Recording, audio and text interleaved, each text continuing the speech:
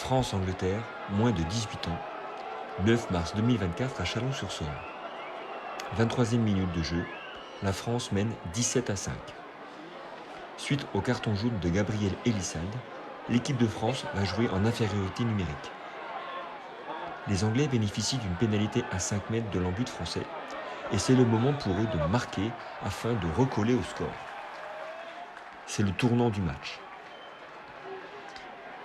Après un plaquage à 2, le ballon est récupéré par le capitaine tricolore.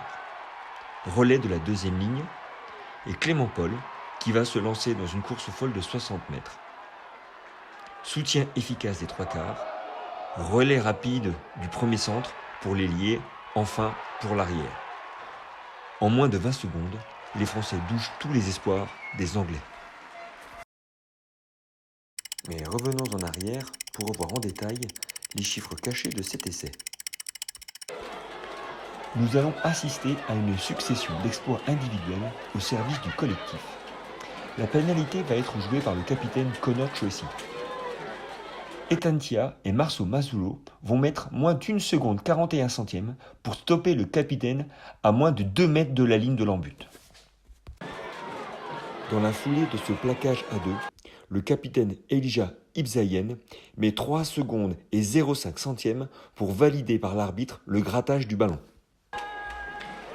Etantia, qui s'est relevé rapidement, est à nouveau au soutien. Le ballon est relevé par le deuxième ligne, Léo Michaud, bien soutenu par Roméo Martin Bonnard, Liam Couturier et Ruben Pargade. Il va transmettre le ballon à Clément Paul, qui va se lancer dans une course folle. Au départ de sa course, il est à 1 mètre de son embut. Il part en travers pour être arrêté à l'entrée des 40 mètres anglais. Il va ainsi porter le ballon sur 72 mètres.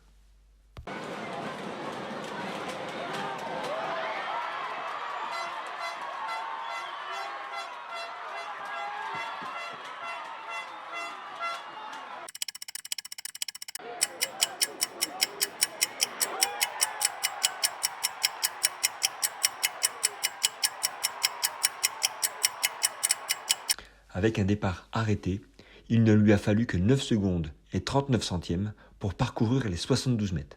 Le troisième ligne a couru à une moyenne de 27,6 km par heure. Hallucinant. Au départ de l'action, Clément Paul se permet de reculer pour partir de la ligne d'embut. Il cadre et déborde en 2 appuis le pilier gauche Josh Mann et avec 4 appuis supplémentaires atteint sa vitesse de pointe. Sa course est rectiligne au départ. En échappant à l'ailier George Pearson, il change sa trajectoire de course. Et il tente de rafuter l'arrière, Jack Bracken, avant de se faire plaquer par l'ailier Charlie Griffin. Le risque d'une telle prise d'intervalle avec un joueur aussi explosif est de s'isoler au milieu de la défense anglaise. Mais Clément Paul peut compter sur le soutien de ses trois quarts à la vitesse ultrasonique. En moins de 2 secondes, Diego Jurde arrive au soutien de son troisième ligne. De même, en moins d'1 seconde, Bastien Razal arrive à relever le ballon et à passer après contact la balle à Charlie Mignot. L'ailier et son arrière Tom Lévesque n'ont plus qu'à aplatir. Pas si simple.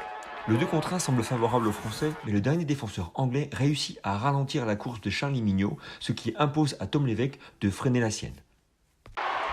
Il ne reste plus que 25 mètres à parcourir face à des défenseurs à 10 mètres de lui. Mais ce ralentissement pour récupérer le ballon va permettre de voir les qualités athlétiques de Josh Gilmore, le deuxième ligne anglais. À côté de son capitaine au départ de l'action, il traverse le terrain en travers pour chasser l'attaque française. Il va se retrouver à la lutte avec Tom Lévesque et montrer que sa vitesse de pointe, déjà élevée pour un deuxième ligne, ne va pas se dégrader dans les 27 derniers mètres.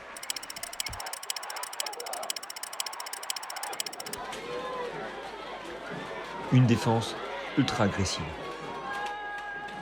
Une récupération du ballon par un capitaine, véritable leader de combat.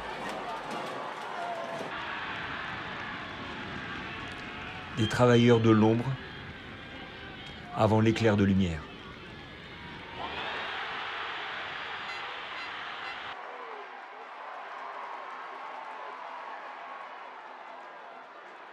Vitesse d'exécution hors norme. intelligence de jeu exceptionnelle. C'est la définition même du French Flair en définitive.